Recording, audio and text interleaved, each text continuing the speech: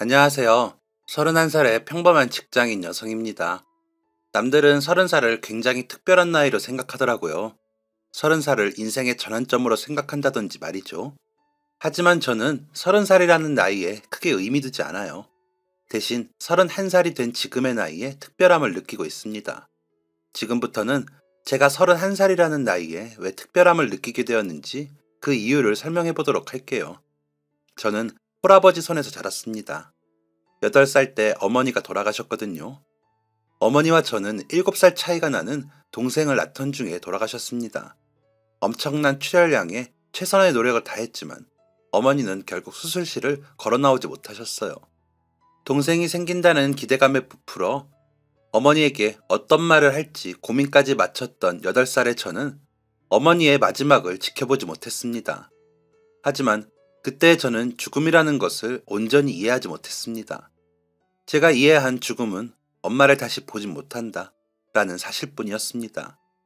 한 사람의 죽음은 남은 이들에게 얼마나 큰 아픔을 가져다 주는지는 차마 알지 못했죠. 죽음과 이별을 이해하게 된 지금의 나이가 되니 어머니를 생각할 때면 자연스레 아버지가 떠오릅니다. 특히 올해 어머니 기일에는 얼굴조차 희미한 어머니 생각보다 아버지 생각이 더 낫습니다. 그도 그럴 게 어머니가 돌아가셨을 때 아버지 나이가 지금의 제 나이였거든요. 어렸을 때는 30대가 마냥 어른처럼 보였는데 제가 30대가 되어보니 그것도 아니더군요. 아내를 잃었던 당시 아버지의 나이가 되어보니 아버지가 얼마나 이를 악물고 악착같이 사셨는지 조금이나마 이해하게 되었습니다. 그래서 지금부터는 아버지가 지켜내신 저의 가족의 이야기를 해보려고 해요. 아버지의 두 번째 사랑에 관한 이야기와 함께 말이죠. 아버지는 어머니가 돌아가신 후 그 어떤 여자도 만나지 않으셨습니다. 어머니와 아버지는 동네에서 함께 나고 자라 연인이 되어 결혼한 경우였거든요. 평생 동안 사랑해온 어머니를 한순간에 잃었으니 얼마나 가슴이 아팠을까요? 아마 아버지에게는 누군가를 만나 다시 사랑할 여유가 없으셨을 겁니다. 하지만 저와 동생을 향한 사랑만큼은 차고 넘치셨어요. 어릴 적부터 제 꿈은 아버지 같은 사람을 만나 결혼하는 것이었으니 아버지가 얼마나 다정하셨는지 상상하실 수 있겠죠. 저는 아버지 손에서 자라며 단 한 번도 어머니의 부재를 느낀 적이 없습니다. 물론 어머니가 그립기는 했지만 어머니가 없어서 남들이 누리는 것들을 못 누리지는 못했어요. 예를 들자면 어머니가 해주시는 예쁜 도시락과 예쁜 헤어스타일 같은 것들 말이죠. 아버지는 제가 소풍이라도 가는 날에는 보름 전부터 도시락 싸기를 준비하셨습니다. 딸 기죽이지 않겠다며 온갖 자료들을 긁어모아 예쁜 도시락 싸기 연습을 하셨죠. 물론 대부분의 연습작들은 엉망이 되었고 엉망이 된 연습 작품은 아버지의 뱃속으로 들어가기 마련이었지만 막상 소풍 당일이 되면 아버지는 누구보다 화려하고 먹음직스러운 도시락을 준비해 주셨어요. 아버지가 싸주신 도시락을 들고 가면 저는 그날의 스타가 되어 있었습니다. 초등학교에 들어가기 전까지만 해도 저의 헤어스타일은 똑 단발이었습니다. 제가 그 머리 스타일을 고집했거든요. 그런데 학교에 들어가 보니 긴 머리를 예쁘게 묶은 친구들이 참 많더라고요. 그때부터 저는 머리를 자르지 않았습니다. 양갈래 머리도 해야 하고 하나로 묶은 머리도 해야 하고 따은 머리도 해야 하고 리본 달린 머리망도 써야 하는데 짧은 머리로는 이것들이 불가능했으니까요. 아버지는 갑자기 머리를 기르겠다는 저의 선언에 굉장히 당황해 하셨습니다. 아버지는 무남동녀의 여자 머리를 꾸며본 적 없는 분이셨거든요. 할 줄 아는 거라고는 짧은 제 머리에 똑딱핀을 달아주는 것 정도였습니다. 제가 머리를 기르겠다고 선언한 지 이틀째 되던 날, 저희 집에는 미용실에서나 볼 법한 가짜 사람 머리가 놓여 있었습니다. 바로 아버지의 연습 대상이었어요. 퇴근한 아버지는 항상 그 가짜 머리를 붙잡고 연습을 하셨습니다. 지금이야 유튜브 같은 것들을 통해 쉽게 배울 수 있지만 그때는 그런 것도 없었어요. 아버지는 회사에 있는 아주머니 동료들에게 머리 닦는 방법을 속성으로 배워 집에서 연습하곤 하셨습니다. 아버지가 마네킹 머리를 건들면 마네킹 머리는 난리가 났어요. 1시간 동안 마네킹 머리를 만지고 나면 마네킹 머리는 산발이 되어서 또 1시간 동안 정리를 해야 했죠. 하지만 아버지는 또 해내셨습니다. 제 머리가 어깨를 넘어 묶을 수 있을 정도의 길이가 되었을 때 아버지는 제 머리를 예쁘게 양갈래로 묶어주셨어요. 아버지의 노력은 여기서 그치지 않고 계속되었습니다. 이런저런 스타일을 연습하신 아버지는 결국 어떤 머리든 보자마자 흉내낼 수 있을 정도의 실력자가 되셨고, 저는 초등학교를 다니는 내내 아버지에게 이 머리 해달라, 저 머리 해달라를 요구하며 화려한 헤어스타일을 소화해낼 수 있었어요. 아버지는 동생에게도 지극정성이셨습니다. 그때는 아버지의 이런 노력을 당연하게만 생각했지만, 저도 사회생활을 하고 나니 아버지가 얼마나 대단하셨는지 새삼 느껴지더라고요. 하루 종일 일을 하고 들어오면 피곤할 법도 한데 아버지는 꼭 요리를 해서 저녁을 먹이셨어요. 저녁 먹은 걸 치운 뒤에는 동생과 저를 씻기고 저와 동생이 잠들 때까지 시간을 함께 보내주셨죠. 저와 동생이 잠들고 나면 그 이후로는 머리 닦기 연습과 육아 공부를 하셨다고 합니다. 취업한 이후 아버지에게 이렇게 물어본 적이 있었어요. 아빠는 안 피곤했어? 나는 이 나이에도 일하고 들어오면 피곤해 죽겠는데. 아빠는 그때 30대 중후반이었잖아. 그것도 애 둘을 혼자 키워야 하는. 좀 쉬고 싶은 생각도 들었을 텐데 괜찮았던 거야? 제 질문에 아버지는 이렇게 대답하셨습니다. 엄청 힘들었지. 근데 그것도 지난 일이잖아. 지금 생각해보면 그냥 행복했던 것 같아. 기억은 미화되기 마련이라지만 아빠는 좀 특이한 것 같아. 어떻게 그걸 좋았다고만 기억해? 아버지는 이해가 되지 않는 듯한 제 말에 웃으며 대답하셨습니다. 나는 아빠잖아. 너는 아빠가 거저되는 줄 알아? 그 정도 노력은 해야지. 아버지와의 대화는 웃으며 마무리되었지만 저는 아버지의 웃음 뒤에 감추어진 시간들을 알았기에 마냥 웃을 수만은 없었어요. 아버지에게는 혹시 우리 애들이 엄마 없다고 무시라도 당하면 어떻게 하지? 엄마가 없다는 사실을 부끄럽게 여기게 되면 어떻게 하지? 와 같은 고민으로 점칠된 시간들이 존재했기 때문이죠.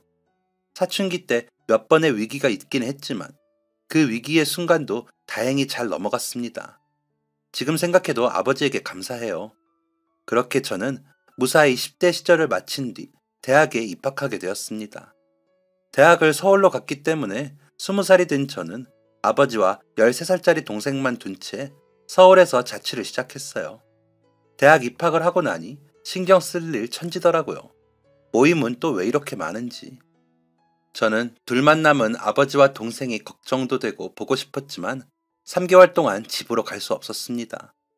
대학에 적응하는 일은 그렇게 어려운 일이었어요. 겨우겨우 본가에 올라간 날, 저는 아버지에게서 묘한 기류를 느꼈습니다. 어딘가 몽글몽글해 보인달까? 지금까지 아버지에게 한 번도 느껴지지 않은 분위기였어요. 저는 호기심을 참지 못하고 아버지에게 물었습니다. 아빠, 기분 좋아 보이네? 무슨 좋은 일이라도 있어? 저는 아버지가 아무렇지 않게 제 말에 대답을 해줄 거라고 생각했어요. 그런데 아버지의 반응은 굉장히 수상쩍었습니다. 아버지는 제 질문이 끝나자마자 화들짝 놀라며 손을 휘저었어요. 어? 무슨 말이야? 아빠한테 좋은 일이 있냐니. 아빠 그런 거 없어. 아빠한테는 너희가 기쁨이지. 아버지의 말투는 13살짜리 동생조차 이상하다고 느낄 정도로 수상했습니다. 저는 그 주 주말 내내 아버지를 쫓아다니며 괴롭혔어요. 아니, 빨리 말해달라고. 뭐 때문에 그렇게 들뜬 건데. 아빠가 어딜 들떴다고 그래? 아빠 그렇게 한가한 사람 아니야. 연애 같은 거, 뭐 그런 거에 신경 쓸 겨를도 없다고. 다 큰 딸내미 하나에 이제 중학교 들어가는 아들이 하나 있는데. 놀랍게도 실제로 아버지는 이렇게 스스로 모든 비밀을 밝히셨습니다. 궁지에 몰리자 모든 것을 실토한 아버지는 당황해하셨어요. 그게 아니라 라면서 해명하려고 하셨죠. 저는 그런 아버지를 보며 배를 잡고 굴렀습니다. 뭐야, 아빠 여자친구 생겼어? 뭐야, 동생 키우느라 바쁘다더니 할 거 다 하고 있었네? 아버지는 새빨개진 얼굴로 자꾸만 아니라고 손을 휘저으셨지만 얼굴이 새빨개진 아버지의 모습은 누가 봐도 사랑에 빠진 풋풋한 한 남자의 얼굴이었습니다. 그렇게 한참을 웃으며 아버지를 놀리고 있는데 아버지가 딱 한마디 하셨어요. 여자친구 생긴 게 아니라 그냥 좋아하는 사람 생긴 거야. 그러니까 그만 놀려, 딸. 아빠 안 그래도 속상해. 저는 아버지의 말에 깜짝 놀랐습니다. 뭐? 아빠가 좋아하는 거라고? 그 사람한테 좋아한다고 말은 해봤어? 응, 고백한 지 벌써 2년째야. 충격이었습니다. 저에게 최고의 남자는 아버지였거든요. 그 아버지 같은 사람을 2년 동안 거부하다니. 저는 아버지에게 조심스럽게 물었습니다. 혹시 아버지가 애딸린 남자라 싫대? 아버지는 고개를 가로저으셨어요. 고개를 가로젓는 아버지 때문에 더욱 심란해진 저는 또 한 번 심각하게 물었습니다. 아빠, 내가 아빠를 의심하는 건 아닌데 혹시 그 사람이 가정이 있다거나 만나서는 안 되는 사람이라거나 그런 건 아니지? 아버지는 소리를 높이며 대답하셨어요. 딸, 너는 아빠를 대체 뭘로 보고? 애딸린 호랍이라 싫은 것도 아니고 만나서는 안 되는 사람도 아닌데 2년 동안 관계에 진전이 없다니 저는 울컥 화가 났어요. 아니 그런 것도 아닌데 대체 왜 아빠를 마다해? 그 사람 눈이 어떻게 된 거 아니야? 아빠, 그 사람은 남자 볼 줄 아는 눈이 아예 없네. 그런 사람은 잊어버려. 내가 좋은 사람으로 알아볼라니까. 아버지는 제 말을 듣고 멋쩍게 웃으셨습니다.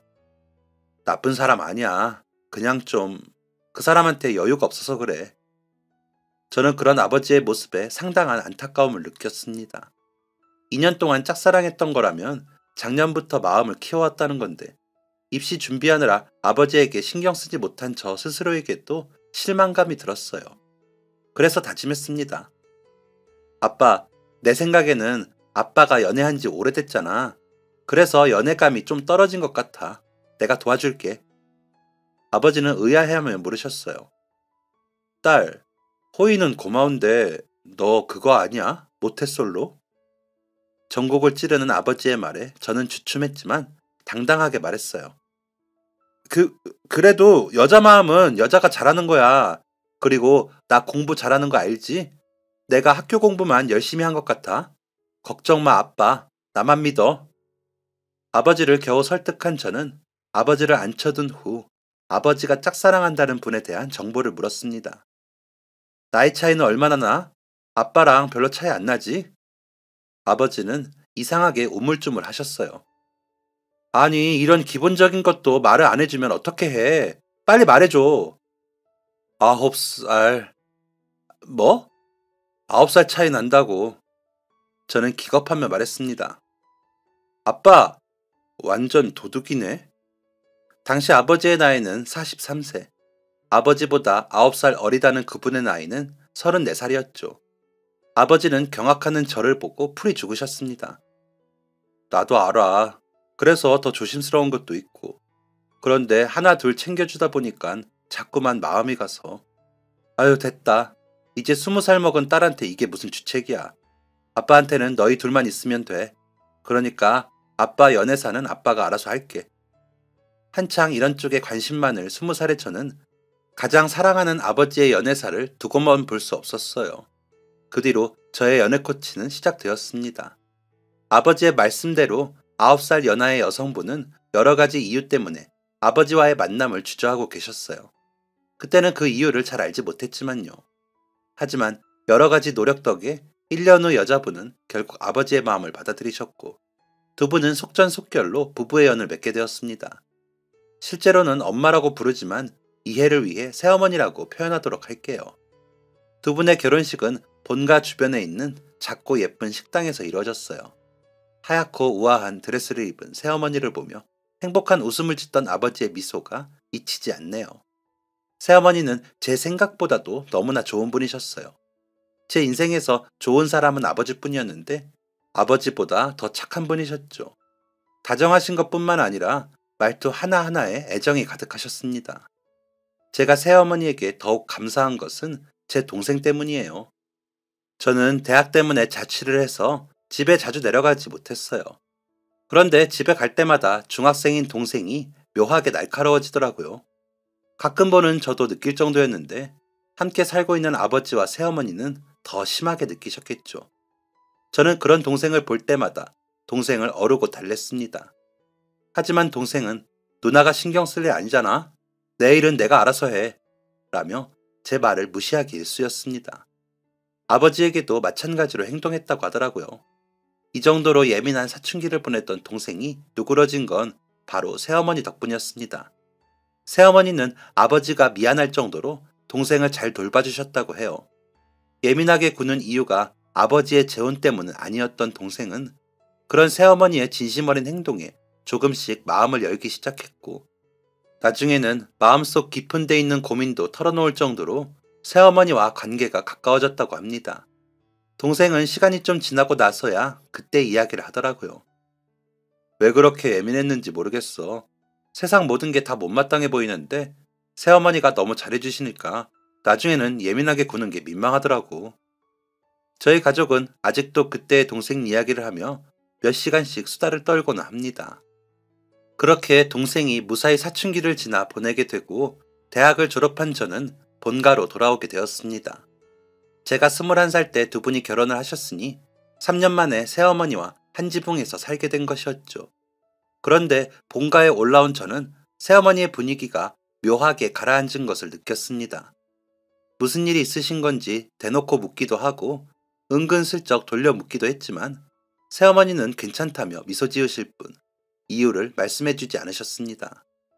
아버지는 무언가를 아는 듯 했지만 아버지도 말씀을 아끼시는 듯 해서 저는 새어머니에게 무슨 일이 있는지 더 이상 묻지 않았습니다.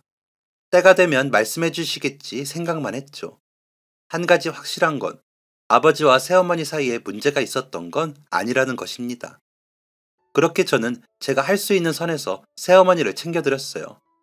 취업 준비차 본가에 있는 것이었기 때문에 면접을 보러 서울에 다녀올 때마다 새어머니가 좋아하시는 디저트류도 사다 드린다든지 아버지가 주말에 출근하시면 적적한 새어머니의 말동무가 되어드렸죠. 하지만 새어머니의 어두운 기색은 사라질 기미가 보이지 않았어요. 저와 함께 있을 때면 환하게 웃으시다가도 방으로 들어가시면 조용히 한숨을 내쉬곤 하셨거든요. 새어머니에게 벌어진 일을 알게 된 것은 아주 우연한 계기였습니다. 취업 준비를 비롯해 독립 준비를 하느라 가족관계 증명서가 필요한 날이었어요. 제 가족관계 증명서를 출력해 제출했는데 제 기준 가족관계 증명서가 아니라 부모님 기준의 가족관계 증명서도 필요하다고 하더라고요. 자식들은 떼어볼 수 있다기에 급했던 저는 동사무소로 가서 해당 서류를 발급받았습니다.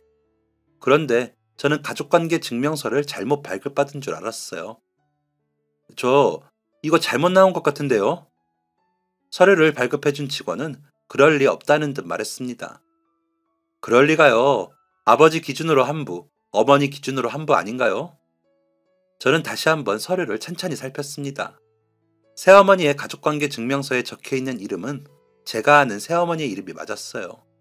그런데 새어머니 밑으로 낯선 이름의 두 사람이 자녀로 딸려 있더군요. 새어머니에게 2명의 자녀가 따로 있었던 것이죠. 놀랄 여유도 없이 한 가지 가정이 제 머리를 스치고 지나갔습니다. 혹시 새어머니가 요즘 심란하신 게 이것 때문은 아닐까? 저는 곧장 아버지의 회사로 찾아갔습니다. 급한 호출을 받고 나온 아버지는 제 손에 들려있는 가족관계 증명서를 보고는 올게 왔다는 표정이었습니다. 아빠는 다 알고 결혼한 거지? 아버지는 고개를 끄덕이셨고 그동안 저에게 차마 말하지 못했던 이야기들을 하나 둘 꺼내놓으셨습니다. 원래는 혜미가 직접 이야기하는 게 맞겠지만 너도 알다시피 혜미가 요즘 속이 아닌지라 아빠가 대신 말해줄게. 아버지는 새어머니가 아버지의 3년간의 구애를 받아들이지 못한 이유부터 설명해 주셨어요. 혜미에게 2명의 아이가 있다는 건 사실이야. 아빠를 만나기 전에 결혼했다가 이혼한 경력이 있어. 저는 이혼이 흠이라고 생각하지 않기 때문에 잠자코 아버지의 이야기를 들었습니다. 혜미는 성격 차이 같은 걸로 이혼한 게 아니었어. 전 남편의 학대를 못 견디고 이혼한 거였지. 저는 제 귀가 잘못된 줄 알았어요. 학대라니? 그 천사 같은 새어머니가 학대라니? 뭐? 미친 거 아니야? 이후 아버지가 들려준 이야기는 가히 충격적이었습니다. 새어머니는 고등학생 시절부터 자신을 쫓아다니던 동네 후배와 결혼을 하셨다고 해요. 성인이 된 이후에도 계속된 고해를 밀어내셨지만 다른 지역으로 일을 하러 간 새어머니를 매주 찾아오고 군대 휴가를 받을 때마다 새어머니를 찾아오는 모습에서 진정성을 느꼈고 결혼을 하게 되었다고 했죠. 결혼 초반에는 그 누구보다 행복했다고 합니다. 결혼 후 곧바로 첫째 아이가 생겼을 때는 세상을 다 얻은 기분이었고 전 남편도 지극정성으로 새어머니를 돌봤다고 합니다. 가진 것은 많지 않았지만 행복한 날들만 이어졌다고 해요. 그런데 불행은 새어머니가 연년생으로 둘째를 임신한 뒤부터 시작되었다고 합니다. 새어머니의 전 남편은 만삭인 새어머니를 두고 집을 비우는 날이 많아졌다고 해요. 둘째는 임신 초기부터 여러 번 고비를 넘겼기 때문에 새어머니는 항상 초조하고 불안한 마음이었지만 그런 마음을 남편에게 털어놓지 못했다고 합니다. 임신으로 인한 고통과 심적인 스트레스는 모두 새어머니의 몫이었다고 해요. 나중에 알게 된 사실이지만 당시 전 남편은 임신한 새어머니를 두고 외도를 저질렀다고 합니다. 하지만 이 사실을 알았을 때는 이미 늦었어요. 심각한 난산으로 겨우 목숨을 부지한 새어머니에게 돌아온 것은 시어머니의 잔소리였다고 합니다. 뭐? 제왕절개? 네가 미쳤구나. 그게 애한테 뭐 좋은 거라고 제왕절개를 해? 너는 애미 자격도 없다. 이 이야기를 듣는 저의 피가 끓는 것만 같았어요. 그런데 이게 다가 아니었습니다. 외도를 저지른 전 남편은 새어머니가 어느 정도 몸을 회복하자마자 잘 다니던 직장을 때려치웠다고 합니다.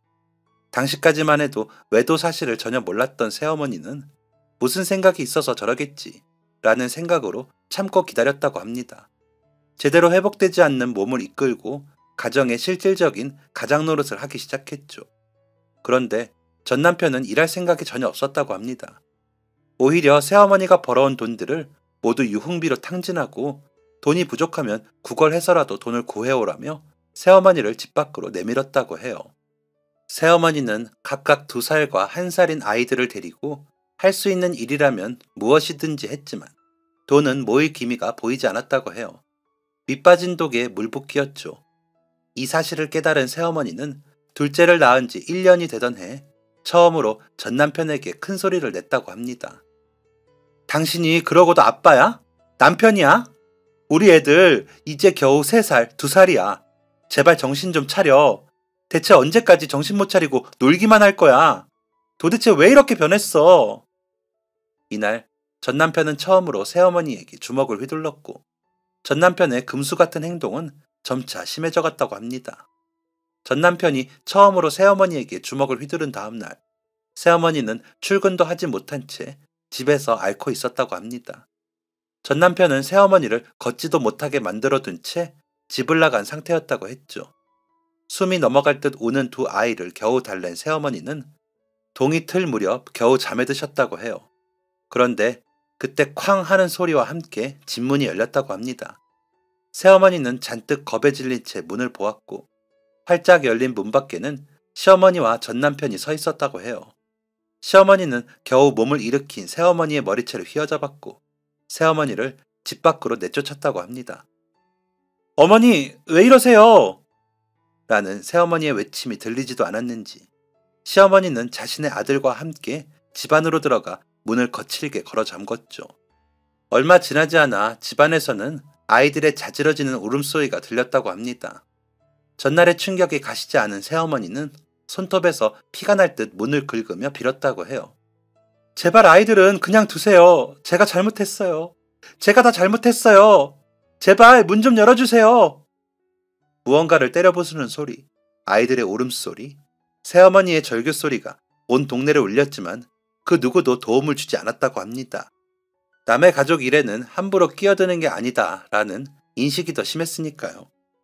한참의 시간이 흐른 뒤 굳게 닫힌 현관문이 열렸고 시어머니와 전 남편은 아이들을 들쳐업은 채 집을 빠져나왔다고 합니다. 새어머니는 제대로 걸어지지도 않는 다리를 끌리며 시어머니의 바짓가랑이를 붙잡았죠. 하지만 시어머니는 그런 새어머니의 손길을 내치며 하늘 같은 서방 귀한 줄 모르고 대드는 며느리는 필요 없다. 이런 애미 밑에서 애들이 뭘 배우겠어? 애들 볼 생각은 꿈에도 하지 마라. 새어머니는 온몸에 힘을 주어 매달렸지만 전 남편과 본인 최고의 2배나 되는 시어머니를 감당할 수 없었다고 해요. 집을 난장판으로 만든 이유는 집에서 돈이 될 만한 물건들을 챙기기 위함이었다고 합니다. 새어머니는 곧바로 시어머니의 집으로 찾아가 몇 날 며칠을 빌었다고 해요. 제가 잘못했어요. 한 번만 용서해 주세요. 제가 잘할게요. 다시는 대들지 않을게요. 주제에 맞게 살게요. 제발 용서해 주세요. 온 동네 사람들이 나와서 한 번씩 들여다본 이후에야 시어머니는 대문 문을 열었고, 이후로 새어머니는 악독한 시어머니를 모시고 살게 되었다고 합니다. 시어머니는 아이들을 인질 삼아 새어머니를 학대했다고 해요. 조금만 자신의 마음에 들지 않게 행동하면 네가 이러니까 내가 애들을 뺏어가려고 하는 거다. 너 이 집에서 쫓겨나고 싶니? 그러면 애들 다시는 못 볼 텐데? 아이들을 잃어버릴 수도 있다는 공포감은 새어머니가 정상적인 사고를 하지 못하게 만들었고, 새어머니는 그렇게 시어머니와 전남편의 수족이 되어 놀아나기 시작했어요. 시어머니와 전남편의 요구사항은 점점 심각해졌다고 합니다. 내가 애 봐주지 않니? 나가서 돈이나 벌어와. 시어머니는 전남편 때문에 팔이 부러진 새어머니를 보고도 개의치 않아 하며 일을 보냈다고 합니다. 그래서 지금도 새어머니의 팔은 약간 뒤틀려 있습니다. 치료를 너무 제대로 받지 못한 탓이었죠. 그렇게 지독한 학대는 2년 동안 이어졌다고 합니다. 지금의 저보다 3살이나 어렸던 28살의 새어머니는 어느 날 대로를 지나는 차들을 보며 이런 생각을 했다고 해요. 그냥 저기에 뛰어들어 버릴까? 아니, 물에 뛰어드는 게 더 확실할 수도 있겠다. 새어머니는 자신도 모르는 사이에 근처의 강으로 발걸음을 하고 있었다고 해요. 정처 없이 텅 빈 눈으로 걷던 새어머니를 깨운 건 누군가가 데리고 나온 아이의 울음소리였습니다. 어린아이의 목소리에 정신을 차린 새어머니는 그 자리에서 온몸에 소름이 돋는 걸 느끼며 이렇게 생각하셨다고 해요. 엄마라는 인간이 애들을 두고 죽을 생각을 해? 그 길로 집으로 돌아간 새어머니는 처음으로 이혼 이야기를 꺼냈다고 합니다.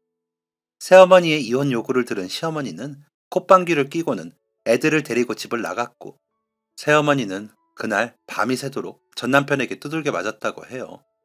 아이들을 데리고 집을 나서는 시어머니의 눈짓에서 알아서 정신 차릴 때까지 교육해라 라는 의미가 있었던 것이죠. 새어머니가 눈을 뜬 곳은 병원이었습니다. 처음에는 누군가가 경찰에 신고해 준 것이라고 생각했다고 해요.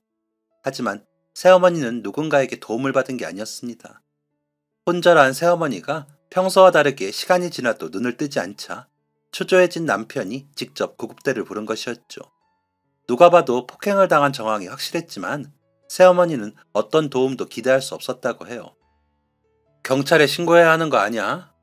집에서 부부간에 있었던 일이잖아. 신고해봤자 일걸. 그래, 지난번에 똑같이 실려온 와이프한테 사람들이 했던 말 기억 안 나? 부부싸움 한번 거하게 했나 보네 라고 하고 말았잖아 라는 말을 들었기 때문이었죠. 그렇게 새어머니는 더 이상 누군가의 도움을 기대하지 않게 되었고, 지옥 같은 상황에서 벗어나는 것을 포기하게 되었다고 합니다. 그런데 시어머니와 남편의 성화에 제대로 회복되지 못한 몸을 이끌고 퇴원을 준비하는 그때, 결혼과 동시에 연락이 끊겼던 새어머니의 부모님이 찾아왔다고 해요.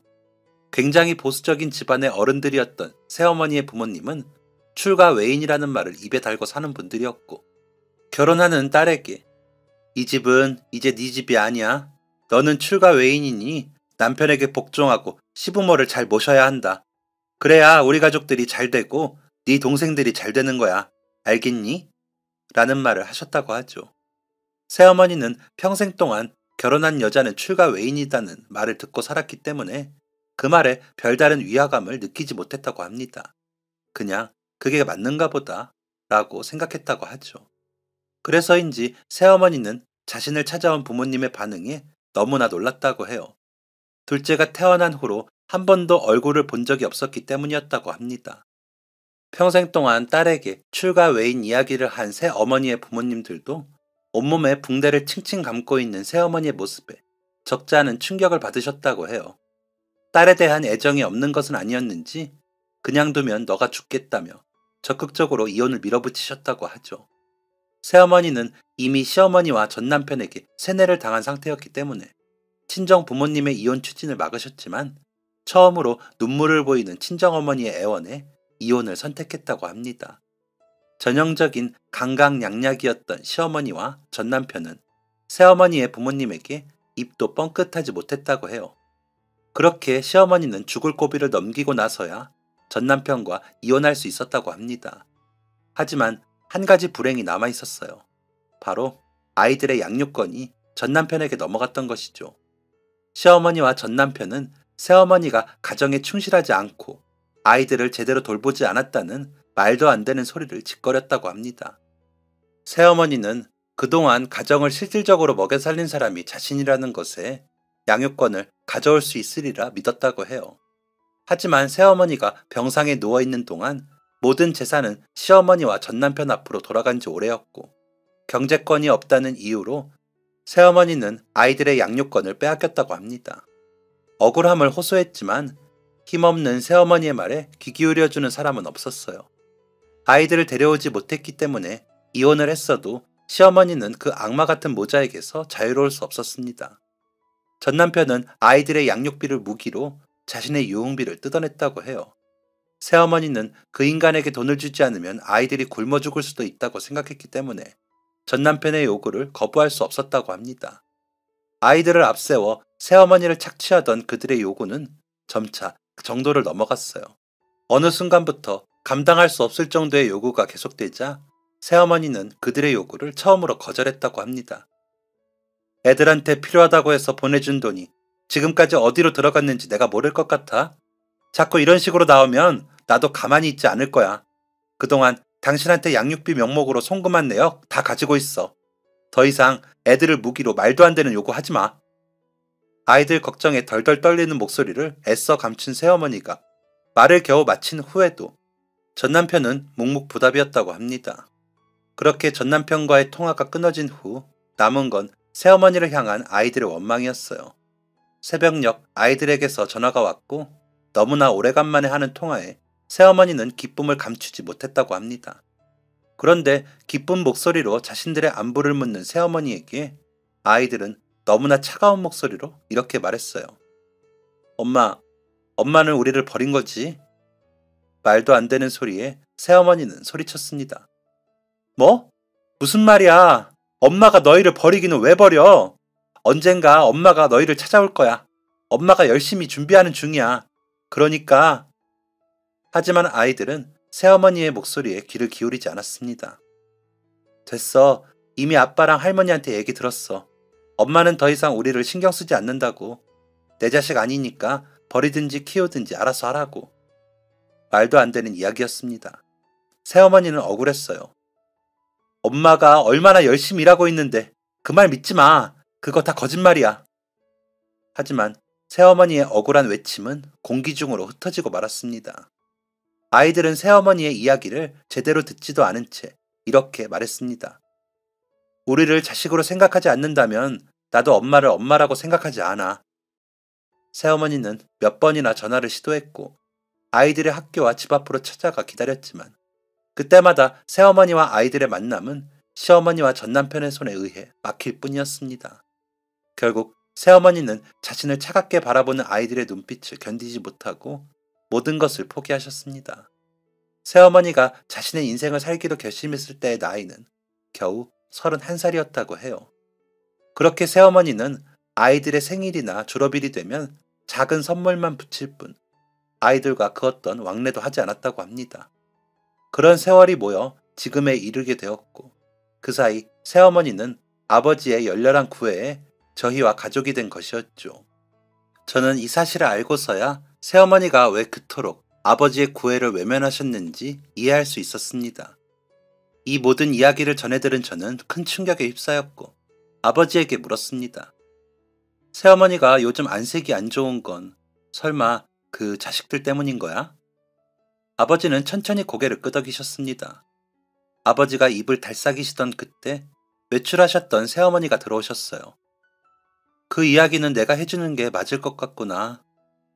최근 새어머니의 낯빛이 어두웠던 이유는 새어머니가 친자식들이 그 집안에서 개밥의 도토리 취급을 받고 있다는 것을 알게 됐기 때문이었습니다. 애들이랑 마지막으로 통화를 했을 때 이상한 걸 느껴야 했어. 그때 애들 나이는 고작 8살, 7살이었는데 애들 입에서 나온 말은 애들이 할 만한 말이 아니었거든. 그럼 설마 전 남편이 애들한테 그렇게 말하도록 시킨 거였어. 애들은 평소에 자기네 아버지와 할머니를 매우 무서워했으니까 어쩔 수 없었겠지. 새어머니는 스스로를 자책하고 있는 게 분명했습니다. 저는 그런 새어머니의 모습에 더욱 분노했어요. 그게 사람이 할 짓이에요? 아무리 새어머니가 미워도 그렇지. 어떻게 엄마와 자식 사이를 그런 식으로 멀어지게 해요? 새어머니는 한숨을 푹 쉬며 대답하셨습니다. 그렇게 하면 내가 예전처럼 돈을 줄 알았나 봐. 애들한테 엄마로 인정받고 싶으면 잠자코 돈을 보내라는 속셈이었을 거야. 그런데 본인들 뜻대로 되지 않았잖아요. 그러면 지금 아이들이 어떻게 살고 있는지는 나도 최근에 알게 됐어. 제대로 보살핌도 못 받고 버리지 못해서 키운 지 오래됐다더라. 애들은 몇 살인데요? 새어머니는 주춤거리며 대답했습니다. 큰애는 14살, 작은애는 13살. 저는 기겁했습니다. 그 작은 아이들을 방치하듯 키우다니. 인간 같지도 않은 그들의 행동에 이가 갈렸어요. 저는 곧바로 소리쳤습니다. 그럼 당장 아이들을 데려와야지. 뭐 하는 거예요? 제 대답에 아버지와 새어머니는 굉장히 놀란 듯 했습니다. 특히 새어머니의 눈에는 금세 눈물이 가득 찼죠. 괜찮은 거니? 재혼녀인 내가 네 아버지와 결혼을 하고 심지어 이전 결혼해서 낳은 아이가 둘이나 있다는 걸 이제야 말한 건데. 새어머니가 그렇게 말씀하시는 것도 이해가 갔지만 아무렴 저에게 그런 사실은 아무 상관이 없었습니다. 엄마가 그러셨잖아요. 가족이라면 어떤 허물이라도 보듬어 줄 줄 알아야 한다고. 제가 엄마 손에서 자라면서 배운 건 그거였어요. 피가 섞이지는 않았더라도 엄마는 제 엄마예요. 엄마가 저를 보듬어 주셨던 것처럼 저도 어머니를 보듬을 수 있도록 해주세요. 새어머니는 더 이상 울음을 참지 못하셨습니다. 아버지와 저, 새어머니가 부둥켜 안고 울고 있을 때 귀가한 동생은 깜짝 놀라며 상황을 물었고 같은 이야기를 전해들은 동생도 저와 마찬가지의 반응을 보였습니다. 이후부터는 모든 것이 착착 진행됐어요. 당시 저는 갓 대학을 졸업한 24살의 취준생이었기 때문에 시간이 아주 많았습니다. 그래서 저는 새어머니와 아버지를 대신해 새어머니의 친자식들을 돌려받기 위해 온 동네를 휘젓고 다녔어요. 제가 직접 목격한 결과 아이들의 생활은 비참하기 짝이 없었습니다. 한창 클 나이에 영양소 섭취를 제대로 못한 것인지 몸무게는 평균 몸무게에 한참 못 미쳐 보였고 소매와 바짓단은 한마디 이상 짧았죠. 게다가 친아버지라는 작자는 알코올 중독에 할머니라는 작자는 도박 중독이었어요. 이런 상황이었다 보니 아이들을 데려오는 일은 큰 문제 없이 진행되었습니다. 하지만 만약을 대비해 준비해둔 법적 조치는 필요조차 없었습니다. 아이들을 데려가겠다는 저의 가족의 통보에 선뜻 아이들을 데려가길 허락했기 때문이었죠. 아이들을 무기 삼아 돈을 요구했던 과거를 이미 들었었기 때문에 저희 가족은 매우 당황했습니다. 또 다른 꿍꿍이가 있는 건 아닌지 불안함에 잠도 못 이뤘죠. 하지만 그들은 정말로 아이들을 하루빨리 데려가길 원했어요.